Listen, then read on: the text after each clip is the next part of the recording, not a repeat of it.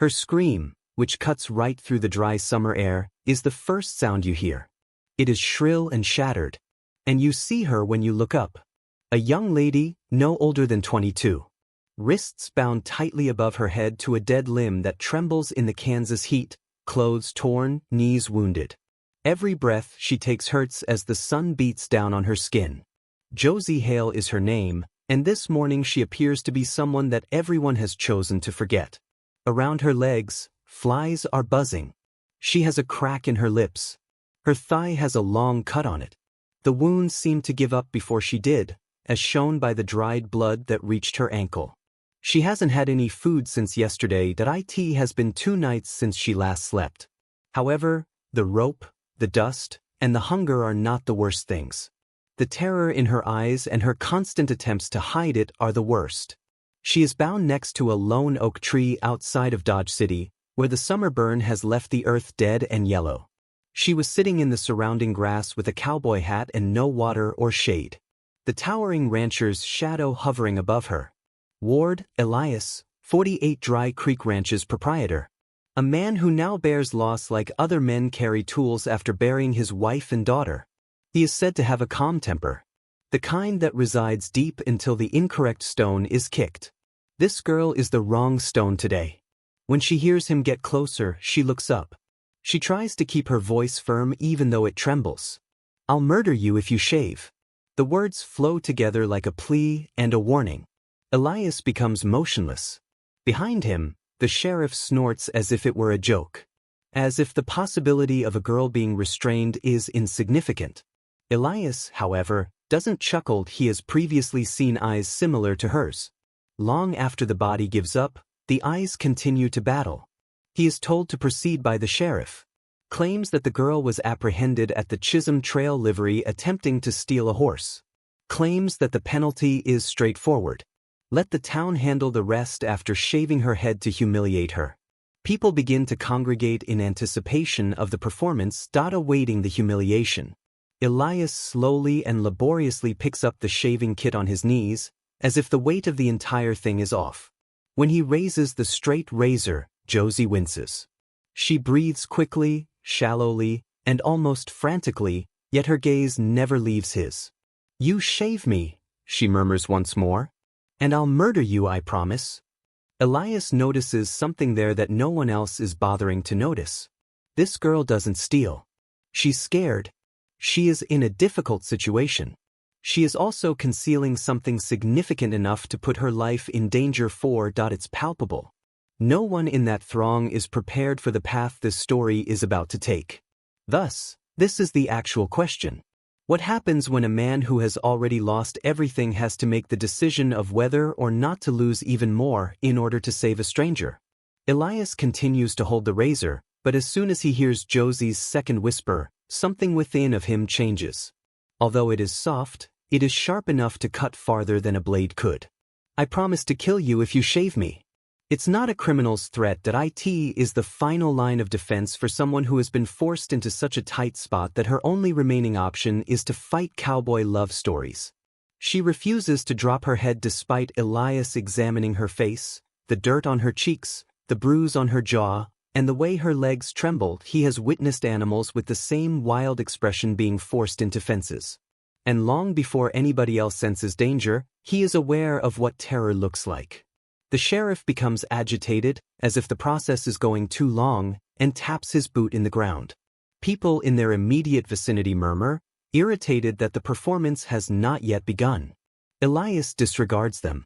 He queries Josie about her origins and the reason she was in the vicinity of the Chisholm Trail livery. Her response comes out quickly, trembling, and full of everything she's been suppressing for far too long. She claims she was never questioned by the sheriff. She claims that no one gave a damn if she had a motive. She claims that since the night her uncle attempted to sell her to a cattle driver who believed a young girl would be easy company on the trail, she has been running. When she brings up the uncle, Elias gets a twist in his chest because evil does not always originate from strangers. It occasionally sleeps with a bottle on the nightstand in the bedroom down the hall. He is too familiar with the tale. Josie explains to him that she only took the horse because she had to get to Fort Dodge before the buyer did, and if she hadn't passed out from fatigue near the livery stable, she would have also made it. Elias examines her swollen, red wrists once more, the rope digging into already torn, raw skin. This isn't a robber. In this Western tale, a terrified girl is attempting to avoid a nightmare with legs. Have you ever met someone and realized that trouble is just around the corner? The sheriff approaches Elias and warns him of the consequences if he doesn't shave her. The law is the law. He claims that letting her go will give every drifter and dodger the impression that they are free to act whenever they choose. Elias senses that everyone is observing him and waiting for him to yield. However, Josie simply stares at him, gasping for air and having storm-like eyes that are just about to explode. Then he hears himself ask a question he never would have considered asking aloud. Tell me the truth, Josie. What danger would you face if I cut that rope? Josie takes a while to respond. She seems to be debating whether or not to trust a man who has both her freedom and a razor in his hands, as seen by the little tremble in her breath. Between them, the wind raises a small amount of dry, soft dust that gets in your throat before you really realize it's there. At last, she murmurs that there are multiple men pursuing her. Her uncle is riding with 3 men. 2 nights before, there were men who wanted the money he had given them if she was delivered before dusk. Men who, once they begin their hunt, never give up. Before the sun sets, the guys who make decent people lock their doors. Even though the heat from Kansas is scorching the back of Elias's neck, he still feels a cold. If he anticipates seeing riders approaching the aircraft, he peers over his shoulder. He just sees the sheriff, who is getting angrier by the second with his arms crossed. The audience is also beginning to move. People are whispering that the rancher has to finish the punishment before it gets any hotter. However, Elias is no longer staring at them. Josie's body trembles from being tied for too long, and he's staring at the dread she's attempting to disguise. At that moment, a memory he despises climbs up his back. He recalls Ruth, his own daughter, lying in an Amarillo hospital bed with her hair falling out in clumps while he pleaded with the doctor to rescue her. He recalls sitting next to her and wished he could switch places and ease her suffering. He would never forget how she used all of her remaining strength to clutch his wrist. Even if it cost him something or left a scar, she advised him to defend those who were unable to defend themselves. After failing once, a silent part of him vowed never to let it happen again. Something settles in Elias as he turns to face Josie. Something weighty and ancient, like a choice that took years to come to light. He brings the razor down. Take your time and be thoughtful. Elias ignores the sheriff as he advances, furious and prepared to quarrel. Josie falls forward as the razor flashes and the rope breaks clean. She gasps like someone who has just come to life as Elias catches her before her knees touch the ground, holding her against his chest. The audience falls silent. Even the sheriff becomes silent. Everyone is aware that Elias Ward recently breached a boundary that cannot be undone. Josie looks up at him with a mix of confusion, fear, and hope. Calm and steady, Elias extends his hand to her. The narrative then takes a different path. None of these people anticipated this. Here's the actual query. If Elias has recently turned against the law, how far will he go to defend the he just saved a girl? Please subscribe if you are enjoying the story so you don't miss the next installment. Pour yourself a hot cup of tea while you're here, and let me know what time it is where you are and from where you are listening. The sheriff is not given a chance to breathe by Elias. The moment Joss's legs start to give out, he tells her to stay close as he pulls her up. Fear gives her power she didn't realize she had, yet her legs are weak from hanging too long. As the audience retreats, perplexed and attempting to ascertain the rancher's next move, dust rises around them. The majority of those who have known Elias for years have never witnessed him violate a rule, not even a minor one. It's similar to witnessing a preacher throw his Bible into a fire when he defies the sheriff. As everyone in the town waits to see who will act first, you can almost feel them holding their breath. When the sheriff eventually regains consciousness, he grabs his revolver.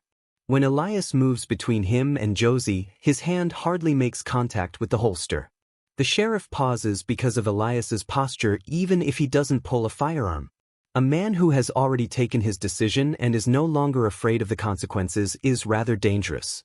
Josie steadies herself by holding onto Elias's sleeve while the sheriff yells at him to get out of the way. Elias informs him that the girl is accompanying him and that he needs to bring more than just a badge if the sheriff wants her back. The three men searching for Josie were spotted yesterday night close to the Arkansas River, someone in the crowd murmurs. Even in the sweltering summer heat, the rumor quickly spreads around the group. When Josie hears it as well, her breath catches in her chest. Elias bends over. He informs her that they must ride right away before anyone chooses to receive a prize. In the wrong hands, he guides her to his horse, a stable bay that flicks his ears as if he already knows. There will be trouble. Josie is raised by Elias.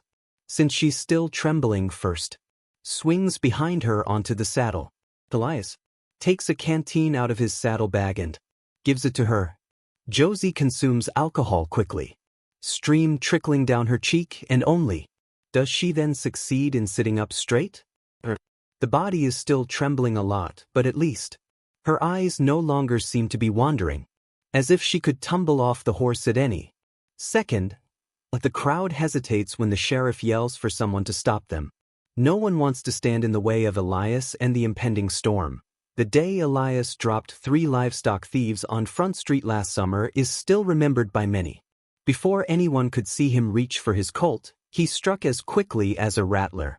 A shot cracks behind them, shredding a strip of ground not 10 feet from the bay's hooves as the horse charges ahead, its hooves hammering across the barren field. The horse leaps more forcefully onto the open plain as Elias digs his heels in. Joss's hair is whipped into her face by the wind.